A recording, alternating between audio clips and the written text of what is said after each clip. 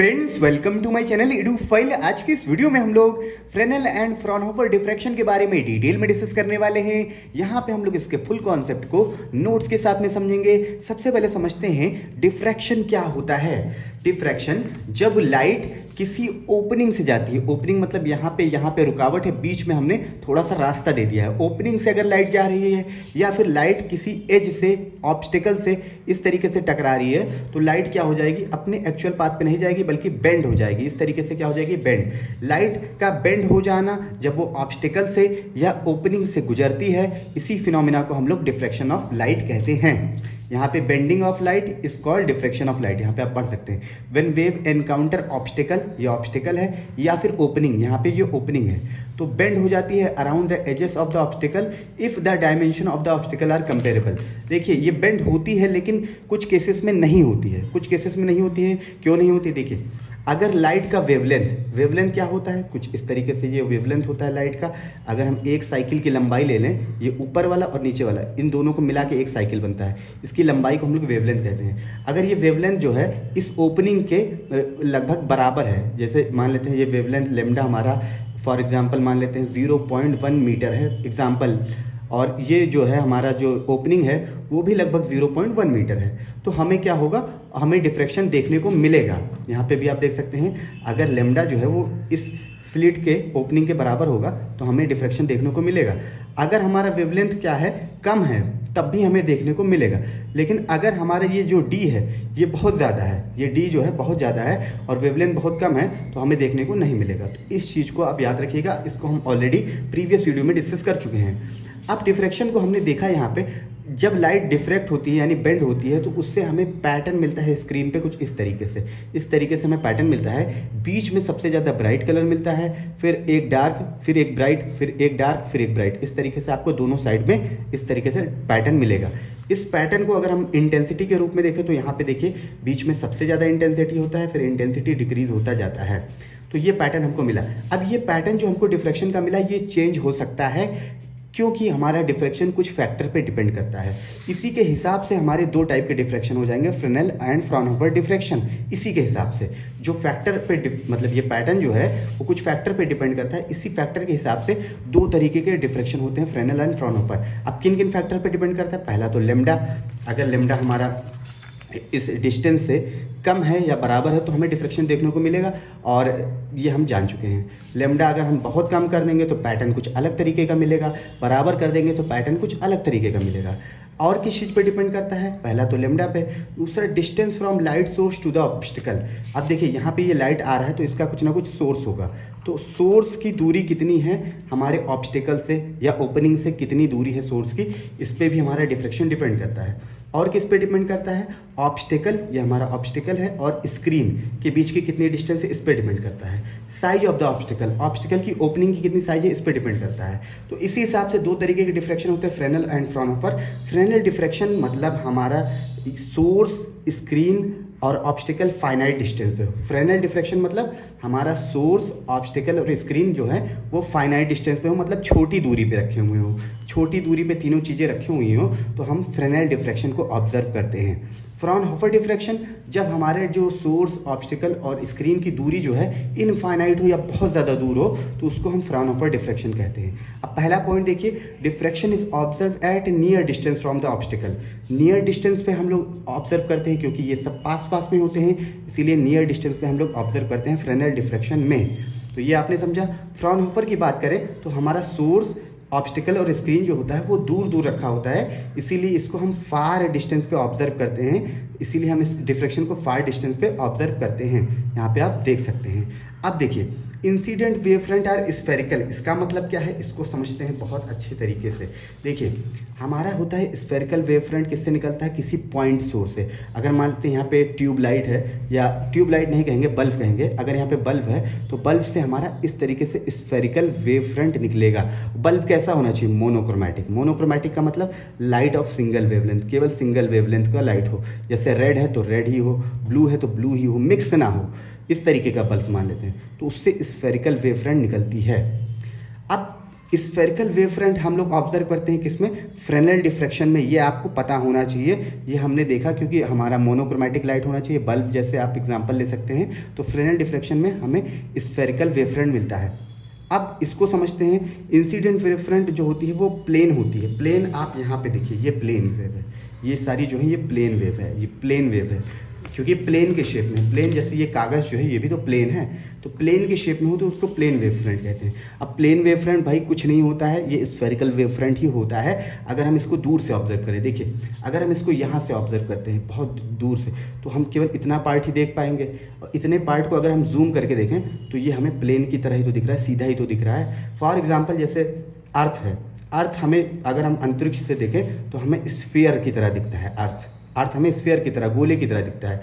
लेकिन अगर हम धरती पे खड़े हैं तो हम देखेंगे रोड क्या है, रोड जो है वो प्लेन ही तो है, यानी हमारी सड़क जो है वो प्लेन ही तो है। लेकिन अगर हम यहाँ पे देखेंगे तो हमें स्फीयर दिखेगा। ठीक उसी तरीके से यहाँ पे स्फेरिकल वेव फ्रंट ही अगर हम बहुत दूर से ऑब्जर्व करते हैं तो हमें प्लेन वेव फ्रंट की तरह दिखता है। तो आपको ये समझ में आना चाहिए कि डिफ्रैक्शन दूर डिस्टेंस पे ऑब्जर्व होता है, इसीलिए जो यहाँ पे इंसिडेंट वेव फ्रंट है वो ऑटोमेटिक कैसा हो जाएगा, प्लेन वेव फ्रंट हो जाएगा। कैसा हो जाएगा, प्लेन। भाई इसमें स्फेरिकल होता है और इसमें प्लेन होता है, ये आपको क्लियर होना चाहिए। अब हम लोग तीसरा पॉइंट देखेंगे, wave front leaving the obstacle और ऑल्सो स्फेरिकल। जो वेव फ्रंट निकल रही है, मान लेते हैं यहाँ पे स्फेरिकल वेव ऐसे आई, तो जो निकल रही है वो भी क्या हो जाएगी, ऑब्स्टिकल से, वो भी स्फेरिकल ही रहेगी। और यहाँ पे diffracting obstacle give rise to wave front which are also plane. और यहाँ पे भी हमको क्या क्या मिलेगा, प्लेन वेव फ्रंट। फ्राउनहोफर में हमको कैसा मिलेगा, प्लेन वेव फ्रंट ही मिलेगा। प्लेन वेव फ्रंट क्यों मिलेगा, क्योंकि भाई सोर्स, ऑब्स्टिकल और स्क्रीन जो होता है फार डिस्टेंस पे होते हैं, दूर होते हैं। जब काफ़ी दूर होंगे तो हमें वेव कैसा दिखेगा, प्लेन वेव फ्रंट ही तो दिखेगा। ये डिस्टेंस का खेल है पूरा, इसीलिए हमें यहाँ पे प्लेन वेव फ्रंट देखने को मिलता है। क्यों, क्योंकि डिस्टेंस बहुत ज़्यादा है सोर्स, स्क्रीन और ऑब्स्टिकल के बीच की। अब यहाँ पे जो है फ्रेनेल डिफ्रैक्शन में कोई भी लेंस का यूज़ नहीं किया जाता है, लेंस का यूज़ नहीं किया जाता है। आप पहले यहाँ पे फ्रेनेल डिफ्रैक्शन को देखिए, कुछ इस तरीके से होता है। सोर्स, स्लिट और स्क्रीन तीनों जो होते हैं फाइनाइट डिस्टेंस पे होते हैं। यहाँ पे किसी भी लेंस का यूज़ नहीं किया जाता क्योंकि नज़दीक होते हैं, तो आराम से यहाँ पे लाइट आती है, हमारा यहाँ पे डिफ्रैक्शन होता है और हमें इंटेंसिटी मिलती है, पैटर्न मिलता है स्क्रीन पे। तो यहाँ पे लाइट को फोकस कराने की ज़रूरत नहीं है क्योंकि नज़दीक है, दूरियाँ क्या है, नज़दीक हैं, तो इसीलिए हमें लेंस का ज़रूरत नहीं पड़ता है। लेकिन अगर फ्राउनहोफर की बात करें तो फ्राउनहोफर में हमें लेंस की ज़रूरत पड़ती है क्योंकि हमारा सोर्स, हमारा ये यहाँ पे ऑब्स्टिकल और यहाँ पे स्क्रीन जो होता है ये इनफाइनाइट डिस्टेंस पे होता है। इनफाइनाइट डिस्टेंस मतलब काफ़ी ज़्यादा दूर। अब काफ़ी ज़्यादा दूर है और हमें पैटर्न देखना है तो छोटी दूरी पे देखना है ना। हम पूरी धरती को एक साथ थोड़ी ना देख सकते हैं, या हम पूरे बादल को एक साथ थोड़ी ना देख सकते हैं, हम छोटे ही पैटर्न को ही तो ऑब्जर्व कर पाएंगे। तो हमें ऑब्जर्व कराने के लिए हम लोग लेंस का यूज़ करते हैं फ्राउनहोफर डिफ्रैक्शन में, क्योंकि सोर्स, ऑब्स्टिकल, स्क्रीन काफ़ी दूरी पे होते हैं। अब एक एग्जाम्पल दिया जाए भाई फ्राउनहोफर डिफ्रैक्शन का, तो मैं एक रियल लाइफ एग्जाम्पल आपको देना चाहूँगा। जैसे नदी है और नदी के किनारे क्या है, पहाड़ियाँ है। नदी है, ऐसे ऐसे पानी बहता हुआ आ रहा है हमारा, इस तरीके से पानी बहता हुआ आ रहा है। यहाँ पे क्या है, बड़ी बड़ी पहाड़ियाँ हैं और यहाँ पे छोटा सा रास्ता है। अब छोटा सा रास्ता है तो लाइट यहाँ पे डिफ्लेक्ट होके जाएगी। अब इसको देखने के लिए हमें यहाँ काफ़ी दूर खड़े होना पड़ेगा। अगर हम यहीं पे खड़े होंगे तो हमें ये पैटर्न नहीं देखने को मिलेगा। तो इसीलिए हम कह रहे हैं यहाँ पे मुझे देखना है, अगर नज़दीक से ही देखना है तो हमें यहाँ पे लेंस का यूज़ करना पड़ेगा क्योंकि सोर्स और ऑब्स्टिकल और स्क्रीन जो है काफ़ी दूर है। तो इसीलिए हम दो कॉन्वेक्स लेंस का यूज़ करते हैं ताकि लाइट को हम फोकस करा के पैटर्न को ऑब्जर्व कर सकें, देख सकें, स्टडी कर सकें। तो इसीलिए लेंस का यूज़ करते हैं। अब फ्रेनेल डिफ्रैक्शन की बात करें तो इसको एनालाइज करना डिफ़िकल्ट होता है। क्यों डिफ़िकल्ट होता है, यहाँ पे आप समझिए फिगर से। देखिए यहाँ पे क्या होता है कि हमारा जो डिफ्रैक्शन होता है वो चेंज होता रहता है। अगर हम सोर्स को थोड़ा आगे ले जाएं, पीछे ले जाएं, इधर ले जाएं, उधर ले जाएं, तो डिफ्रैक्शन का पैटर्न चेंज होता रहता है। तो यहाँ पे बहुत ज़्यादा मैथमेटिकल कैलकुलेशन करना पड़ता है। जबकि फ्राउनहोफर डिफ्रैक्शन में क्या होता है, ईजी होता है एनालाइज करने को, क्योंकि यहाँ पे बहुत दूर से डिफ्रैक्शन लिया जा रहा है और अगर हम थोड़ा बहुत चेंजेस करते हैं तो इस पर कोई फ़र्क नहीं पड़ता है, पैटर्न पे कोई भी फ़र्क नहीं पड़ता है। तो इसीलिए इसको इजी होता है एनालाइज करने, इसका मैथमेटिकल कैलकुलेशन भी इजी होता है। तो ये आपने समझा यहाँ पे पांचवा पॉइंट। अब सिक्स्थ पॉइंट समझेंगे जो कि एक और इम्पॉर्टेंट पॉइंट है। तो हम लोग देखते हैं फ्राउनहोफर और फ्रेनेल का लास्ट पॉइंट। तो फ्रेनेल का क्या है कि शेप इंटेंसिटी जो होता है वो चेंज होता है जैसे वेव प्रोपागेट करता है। वेव अगर मान लेते हैं हम थोड़ा सा आगे या पीछे कर दें सोर्स को या स्क्रीन को, स्लिट को, तो पैटर्न जो है वो लगातार चेंज होता रहता है। जैसे इस तरीके का पैटर्न है तो हो सकता है ये थोड़ा और ऊंचा हो जाए, ये कम हो जाए, ऐसे पैटर्न लगातार चेंज होता रहता है।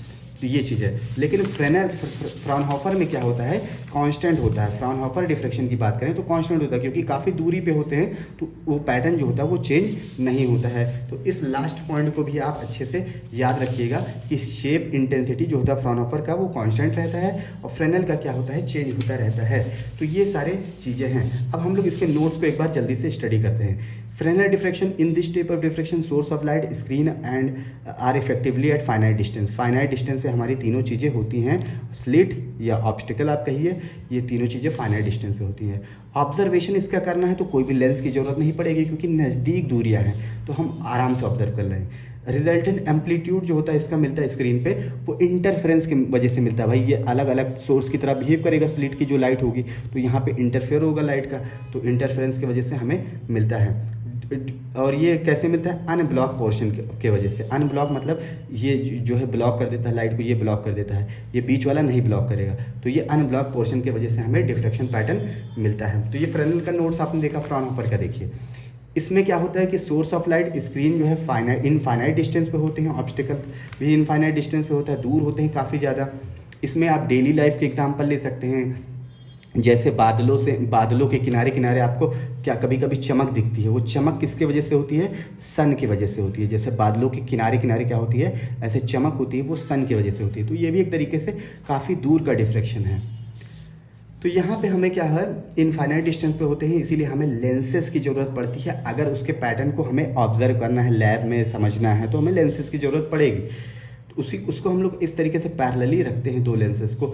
एक यहाँ पे स्लिट पे हम क्या करते हैं, इंसिडेंट कराने के लिए, दूसरा हम स्क्रीन पे पैटर्न बनाने के लिए, दो हम लेंसेज का यूज़ करते हैं। तो आई होप ये आपको अच्छे से समझ में आया होगा, इसके डिफरेंस भी आपको अच्छे से समझ में आए होंगे। सबसे ज़्यादा यूज़ किसका होता है लैब में या ऑप्टिकल इंस्ट्रूमेंट बनाने के लिए, तो सबसे ज़्यादा यूज़ होता है फ्राउनहोफर डिफ्रैक्शन का, क्योंकि इसका पैटर्न जो होता है वो कॉन्स्टेंट रहता है। इसीलिए हम फ्राउनहोफर डिफ्रैक्शन का यूज़ काफ़ी ज़्यादा ऑप्टिकल इंस्ट्रूमेंट बनाने के लिए करते हैं। आई होप ये वीडियो आपको अच्छे से क्लियर होगा। इस वीडियो में तक वीडियो देखने के लिए थैंक यू सो मच।